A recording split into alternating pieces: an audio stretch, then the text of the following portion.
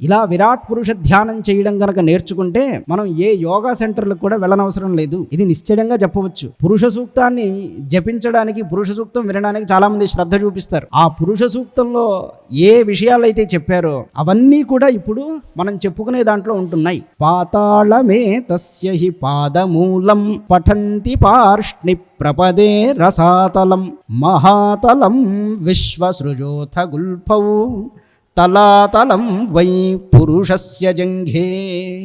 ఇక్కడే పాతాళలోకం అంటే పాదాలని, అలాగే పై మీగాలు అనేది రసాతలం అని, మహాతలం గుల్ఫం అని, ఆ మహాపురుషుడికి నడుము భాగం జంఘము అని, 2 తొడల స్థానాలలో వితలం అనే లోకం ఉన్నదని, మహీతలం జఘనమని, నభస్థలం నాభిస్థానాన్ని ఆవరించి ఉన్నది అని ఇక్కడ వర్ణన చేస్తున్నాడు.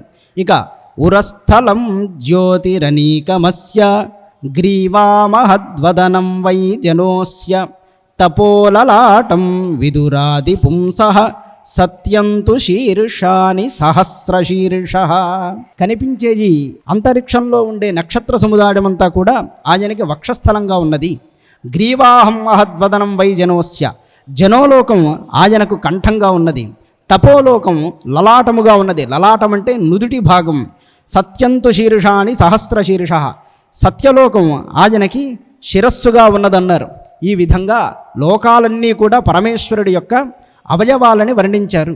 ఈ విధంగా మొట్టమొదట సాధకుడైన వాడు నారాయణుణ్ణి కొంతకాలం భావించాలి. ఇలా చేయడం వల్ల మనం చూసేదంతా భగవంతుడే అని ముందు మనకి భావం కలుగుతుంది. భగవంతుణ్ణి చూడాలి అనుకోవడం కంటే చూసేదంతా భగవంతుడని తెలుసుకోవడం చాలా ముఖ్యమని మనకి పెద్దలు ఉపదేశం చేస్తారు. అందువల్ల ముందు ఈ విధంగా ప్రార్థన చేయమని చెప్పారు, ధ్యానం చేయాలన్నారు. ఇక ఇంద్రాదయో బాహవ ఆహురుస్రాహ, ఇంతసేపు ఏ లోకం ఏ అవయవమో చెప్తూ దేవతల్ని కూడా ఈ విధంగా భావించాలయ్యా. నారాయణుడి కంటే భిన్నంగా ఏదీ లేదని ముందు నిక్కచ్చిగా సరైన జ్ఞానాన్ని పొందాలి. ఇంద్రాది దేవతలే ఆయనకు భుజాలై ఉన్నారు, కర్ణములే ఆయనకు దిశలు కర్ణములయ్యాయి, శబ్దమే శ్రోత్రేంద్రియమవుతూ ఉన్నది.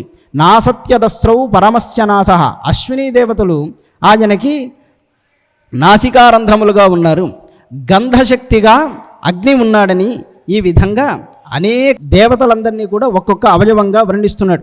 ద్యౌరక్షిణీ చక్షురభూత్పతంగః పక్ష్మాది విష్ణురహనీ ఉభేస్య తద్భ్రూవిజృంభః పరమేష్టిధిష్ణ్యం ఆపోస్యతాలూ రస ఏవ జిహ్వా. అంతరిక్షలోకం సర్వవ్యాపి అయిన భగవంతుడికి నేత్రగోళాలలా ఉన్నాయి. సూర్యుడు అందులో ఇంద్రియముగా పనిచేస్తున్నాడు. రెప్పపాటులే స్వామికి రేజింబగళ్ళుగా ఉన్నాయి. బ్రహ్మస్థానం భగవంతుడికి కనుబొమ్మలుగా ఉన్నాయి. జలము భగవంతుడి యొక్క నాలుకగా తాలువుగా ఉన్నది. ఈ విధంగా చెప్తూ వ్రీడో ఛందాన్యనంతస్య శిరో గృణంతి దంష్ట్రాయమస్నేహ కళాద్విజాని హాసో జనోన్మాదకరీ చ మాయా దురంత సర్గో యదపాంగమోక్ష. వేదాలన్నీ కూడా పరమేశ్వరుడికి శిరస్థానంలో ఉన్నాయి. యముడే ఆయన యొక్క దంతాల రూపంలో ఉన్నాడు. పుత్రులు, స్నేహం అనేటువంటివన్నీ కూడా ఆయన దంతములుగాను కోరలుగాను వికాసిస్తున్నాయి. ఇక జనాల్ని మోహింపజేసే మాయలే ఆయన యొక్క నవ్వుగా ఉన్నది అని చెప్పాడు. వ్రీడోత్తరోష్ఠోధర ఏవ లోభః ధర్మస్తనో ధర్మపథశ్చ పృష్ఠః కస్తస్య మేఢ్రం వృషణౌ చ మిత్రౌ కుక్షిః సముద్రా గిరజోస్థి సంఘాః. ఉత్తరోష్టం, అధరోష్టం, ధర్మం, అధర్మం, మిత్రావరుణులు, సముద్రాలు ఇవన్నీ కూడా స్వామికి ఒక్కొక్క అవయవం అని చెప్తూ చాలా విశాలంగా ఈ విరాట్ రూపాన్నంతా కూడా వర్ణించడం జరిగింది.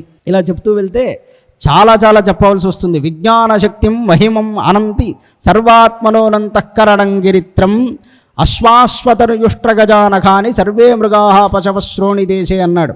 ఆత్మస్వరూపుడిగా ప్రకాశించే పరమేశ్వరుడికి అనేకమైనటువంటి జంతుజాలం కూడా చివరకు అవయవంగా ఉన్నదనియా అని చెప్పారు. ఈ విధంగా సాక్షాత్తు స్వయంగా నారాయణుని ఇట్లా ధ్యానం చేయాలని మహర్షులు మనకు ఉపదేశం చేశారు. ఈ విరాట్ రూపాన్నంతా కూడా మొట్టమొదట మహర్షులు బ్రహ్మగారు ధ్యానం చేసి ఈ సృష్టి మొత్తాన్ని కూడా సంకల్పం చేశాడు. ఈ ధ్యానం పూర్తయిన తర్వాత ఇక్కడి నుంచి మనం బ్రహ్మ ఏ విధంగా సృష్టి చేశాడనే అంశాన్ని తెలుసుకుని ఈరోజు ఒక అత్యద్భుతమైన గాథని తెలుసుకుంటాం. అదే వరాహావతార వర్ణనం. వరాహావతారం అంటే మనం ఎప్పుడూ వింటూ ఉంటాం కదా, ప్రళయ జలాలలో మునిగిపోయినటువంటి భూమిని ఉద్ధరించిన వాడు శ్రీమన్నారాయణుడు. ఆ నిమిత్తంగా ఆయన ఏ లీలా విలాసాలు చేశాడో అవన్నీ కూడా వింటాం.